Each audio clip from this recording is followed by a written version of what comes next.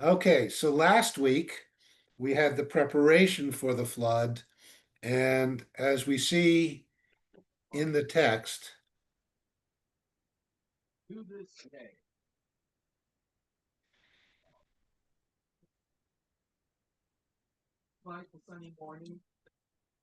in the EP story, we had 617 all by itself in the middle of all of the instructions last week on how to build the ark, all the measurements, the numbers, and then it jumped to 7:6 after 617. And it makes sense.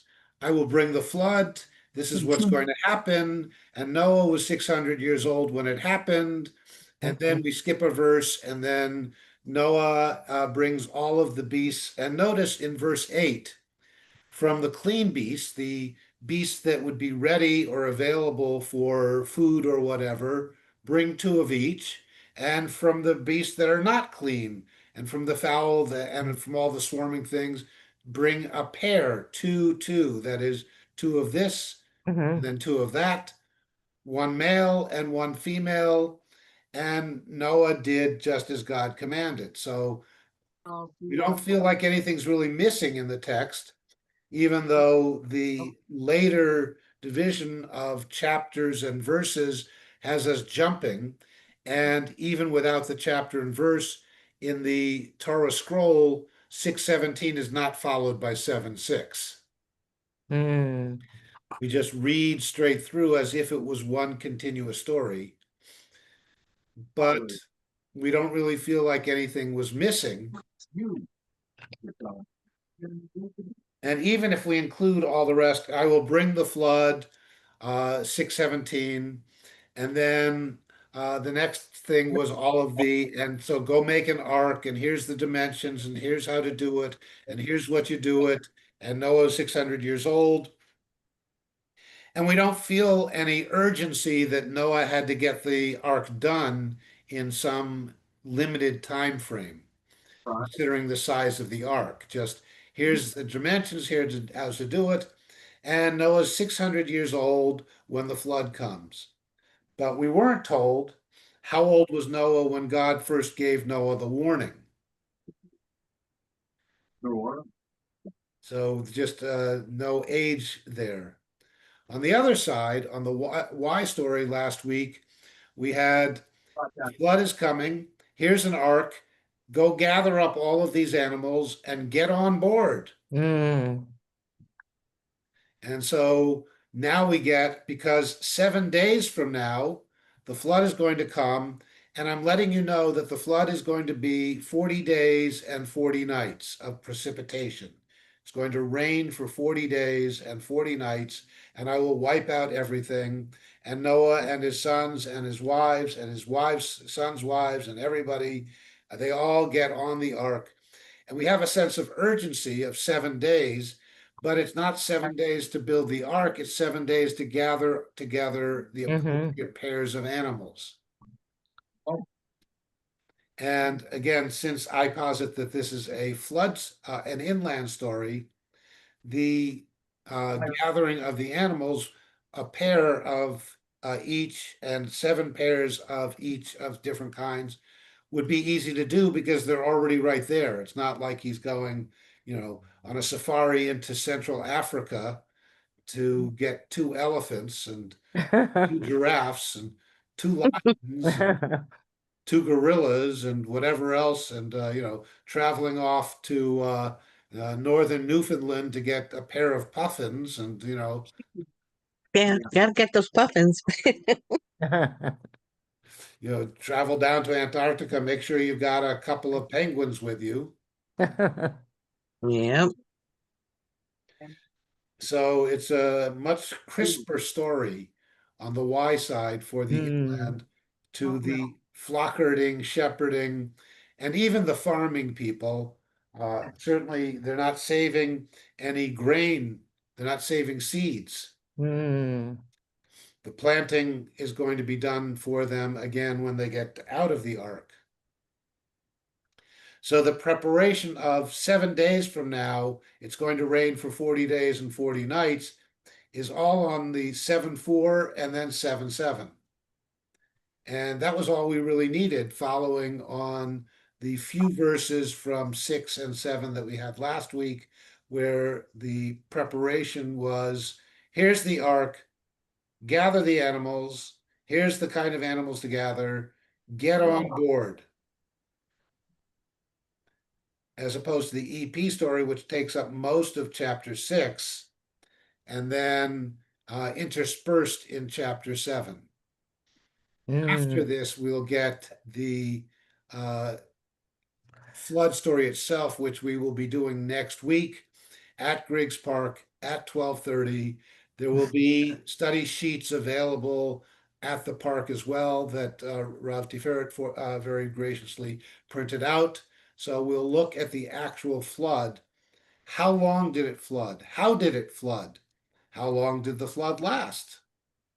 And again, we'll see that the flood, the way it happens to an inland and not even river society, is very different from the way a flood would happen from a coastal area. You know, a flood on the Charles River is going to be very different from uh, a hurricane tide flood at Scituate. Yeah.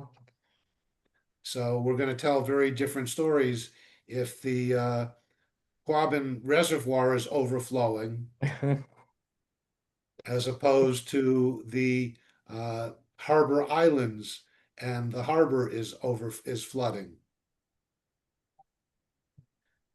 Somehow when the hurricane comes, they never send the crews off to the reservoir.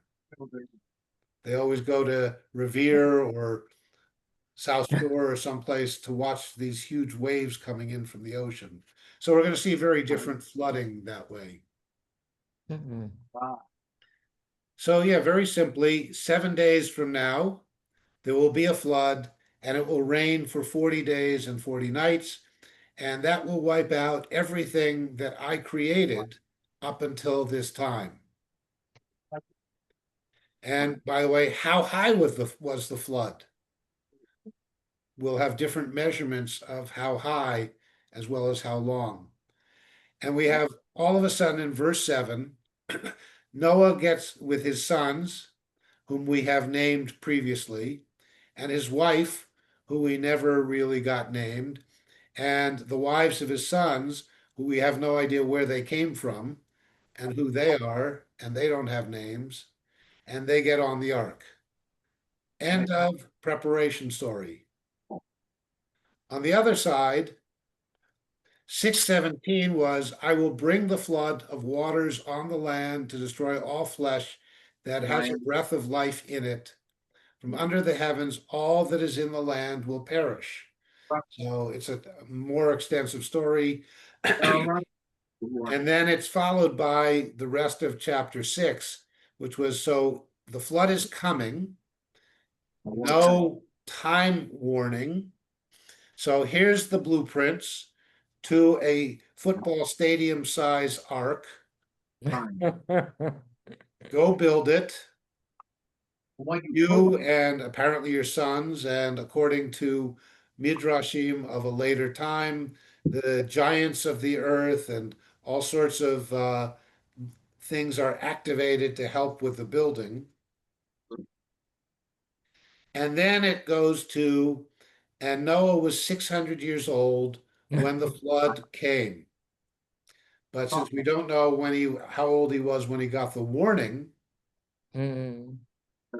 and we don't know how old we do know how old his sons were because we were told previously how old Noah was when he had 3 sons.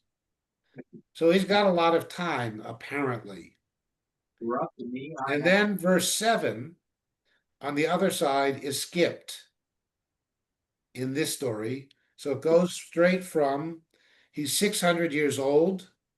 And so he takes from every animal, from the clean beasts, from the beasts that are not clean, from all of the fowl. And notice there's no differentiation here between the clean and the unclean fowl, and from everything that swarms on the ground, which, by the way, was not mentioned in the inland story.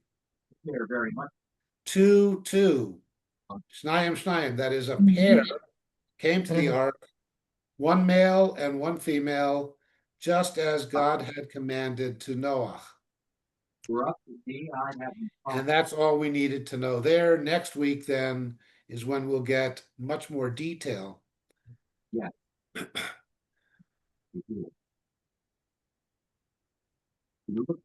So, what's going on with all of these different stories? Again, I would say that we're trying to, as we make a Torah, as opposed to a group of regional or local stories, we're trying to make a sense of unified history. One people came out of one history under a specific divinity. The divinity is not named in one set of the stories. The divinity is named in the other set of the stories. Later, the divinity will, in fact, have a name in the unnamed story, which is the EP, where the generic term Elohim is used. Further complicating all of the EP story, and the reason it's EP is E is an Elohim, a northern kingdom, a coastal, an older mythology that was taken by the priestly community as the roots of their story. And so scholars, modern biblical scholars, tend to divide the story into the J, the E, and the P. But the P is a Levitical story, which seems to be more, again, of the northern kingdom Levites, as opposed to the Levites of the southern kingdom, who are the Aaronites, the descendants of Aaron from within Levi, which is a Judah story. And again, the J and the E also tend to indicate that a Judah story versus an Ephraim story. So this would be the Ephraimite priesthood, which is a lot more complex and complicated than we can really get into in this kind of series. But when you read some different kinds of stories or different kinds of texts, or especially things like if you read Richard Friedman's Who Wrote the Bible, Oh, No. he divides it up in the classical J, E, P, and D, which ultimately is the way it's divided, I believe. But from our standpoint of root mythologies, I think we only have two root mythologies. We have an E or coastal or Northern Kingdom root mythology, which we're looking at, which was later taken by the later Northern priesthood, the Northern Levitical communities who have their own central worship places. And that's going to play out later, and then will be sort of recombined again in the Deuteronomic story. He divides it all up that way, but from our standpoint of root mythologies, the priesthood did not have a root mythology. The priesthood was a different time period and a different sociological development. And in the Northern Kingdom, they would have simply taken, I believe, the root mythology of the Northern Kingdom, the coastal people, and expanded it for their own theological agenda. The Southern Kingdom then would have taken the root mythology of the J and would have also added to it their own agenda. But the Northern Kingdom agenda comes out even in aspects of the creation story where we have a Yud He Vav He Elohim was the Y story and was the E story. So we have a whole different framing, whereas the Y story is a little bit in Genesis more purely root mythology. mhm. And that will play out further when we get into Exodus, where we start getting the various priestly stories. Hmm. And, we think Moses, Aaron, Levites, Kohanes are all nice, one continuous story in Exodus. And as you will see eventually, that's going to get divided up too. But right now, our so-called EP, which I call EP, is really just the root E mythology, the Ephraimite Northern Kingdom coastal community. And that's what we'll look at in later times. As most people, when they read the Torah, not from this critical lens, not from the historical development lens, not from a linguistic lens, but simply read the Torah with commentary. By the time we get to commentaries, this has been one continuous text by one author from one deity for thousands of years. So the early medieval and later medieval and Ashkenazi commentaries and Sephardi commentaries, all of them start from the framework of it's one story.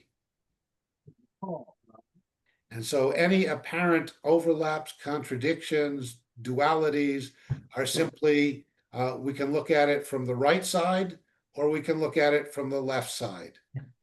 We can look at it from the top or we can look at it from the bottom. You can look at it from the whole picture or we can look at it from the various parts of the story that make the whole picture. You go to the Museum of Fine Arts, you can stand back and see the whole picture, or you can get as close as the electric alarms will let you and look at the brush strokes and the combinations of colors, and you can describe, for example, behind Rhonda's head. It's museum quality. Yes. Notice the strokes of gray don't follow a specific pattern, and we can analyze the strokes. And so, that's what, or actually, if you were to take a quilt, which was in fact probably created by a whole bunch of different people, if it came out of a quilting bee, each with their own agenda. I have one of those on the There you love go. seat. And then exactly when you put Made it by together, the Amish women. yes, and each one did her own little part, Mm. and you can try to identify which Amish woman made which piece. And then who did the And then thing, the bordered batting it and put it, around yeah, the border? exactly. It's So all handmade though. It's all yeah, hand and stitched. but there are people who quilt whole things by themselves. Yeah. And so is the Torah a quilt made by a variety of peoples, or was it an individual person's production? And even in an individual person's production, they've chosen different things for different segments of it. But they did it with an eye towards what the whole story is. Yep. And so the Torah is a quilt, It which is. the It is a tradition quilt. says Yeah. was created by one person, one author, one divinity, one whatever, and was actually created by a divinity, but put together by the hand of a human. And it was Moses who took all the different stories that God downloaded into Moses, and then tried to synthesize some large story picture.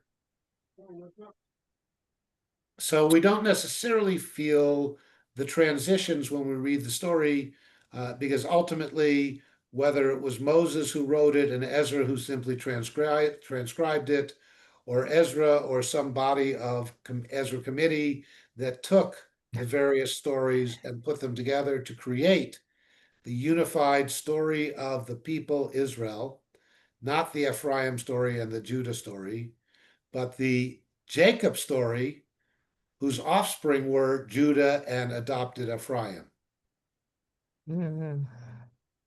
So either way that we read it, we read it now as a story of unification. Yeah. It's just a question of who was being unified.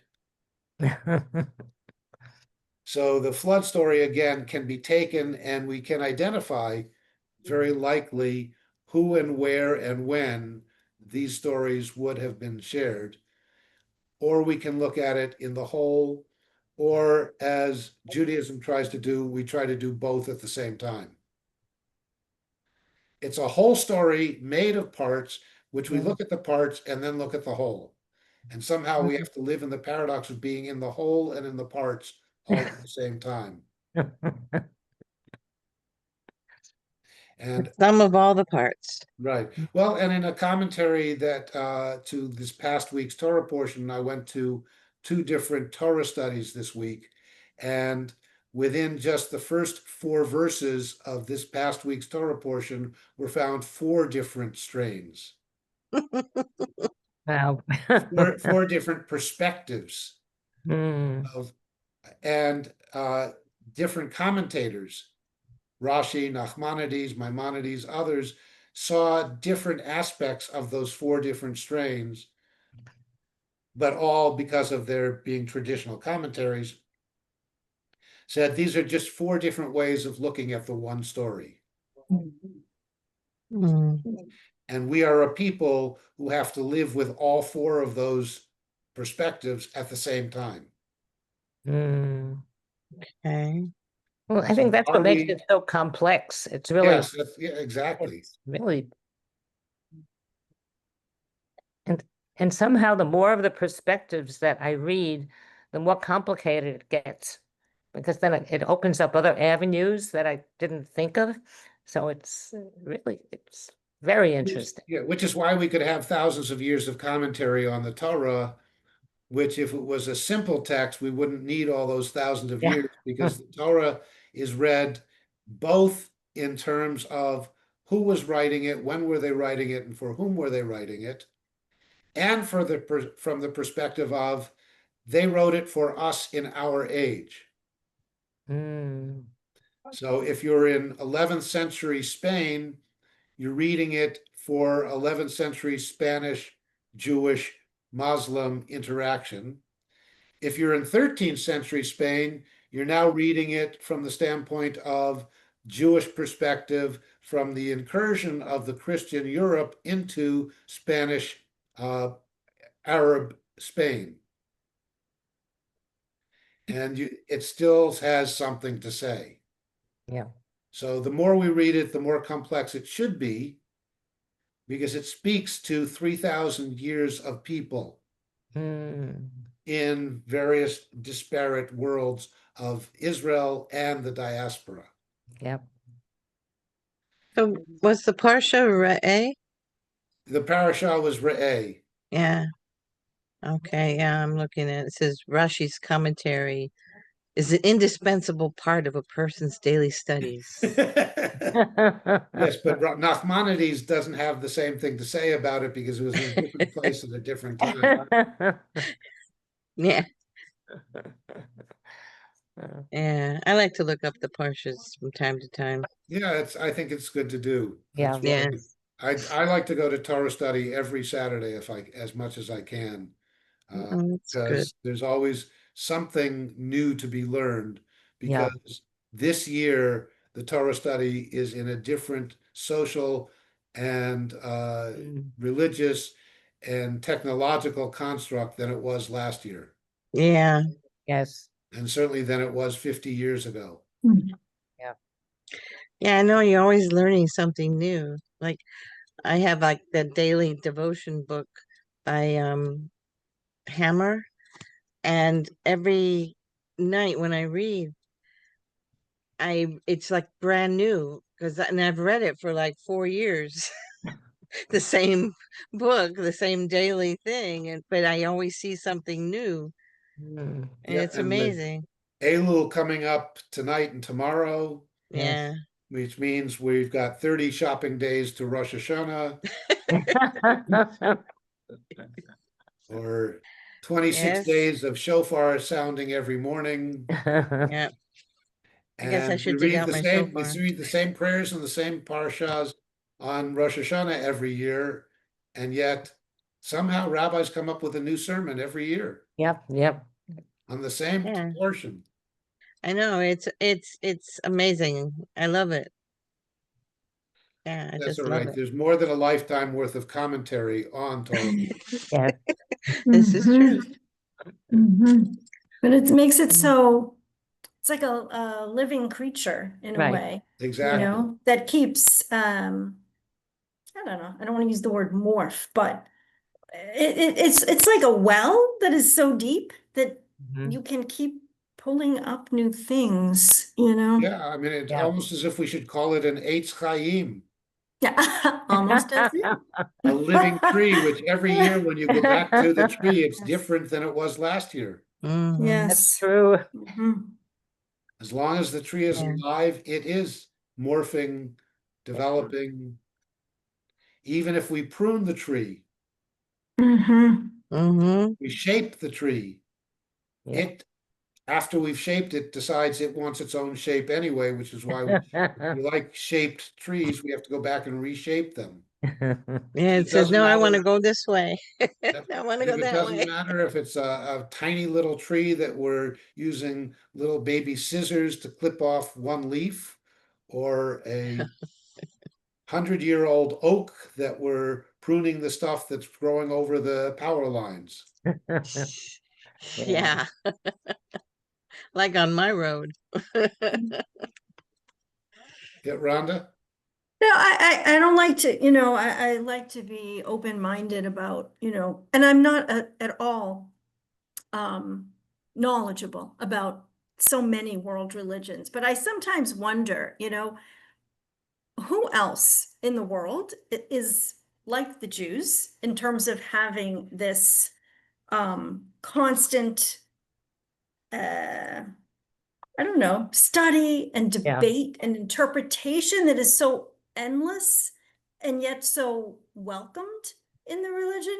You know, it seems to me like other religions are more cut and dry. This is what it says. You don't ask, don't discuss, don't try to interpret, just accept, you know? Yeah, I mean, many religions, pretty much any religion actually that is still alive and is thriving has something that helps it evolve. Mm. Mhm. Whether or not that evolution is admitted, and even within Judaism, what Mhm. we talk about in traditional commentary versus liberal commentary, Mhm. but in other religions that might seem from the outside to be more stagnant, more Mhm. firmly established, uh, generally the evolution is either internal or external. That is, Mhm. you take, for example, a religion that has offshoots, Ah, yes, and sects. the Mhm. offshoots Mhm. come. Take, for example, Buddhism, which Mhm. uh, is not pure Buddhism because the Buddhism is the Buddhism of the country in which it was planted. So, and you have very disparate Buddhisms. Mhm. Mhm. They have a common root or common trunk, to talk about a tree, but then they grow branches in different directions. And some religions are open, would seem to be more open to growing branches that don't have to be separated and Mhm. transplanted into, as opposed to taking cuttings from the tree. And other religions seem like the tree only wants to be in one form, and therefore a whole bunch of people take cuttings from it and plant it and to create a new tree. Mhm. And so that's when, denominations become separate religions. Yeah.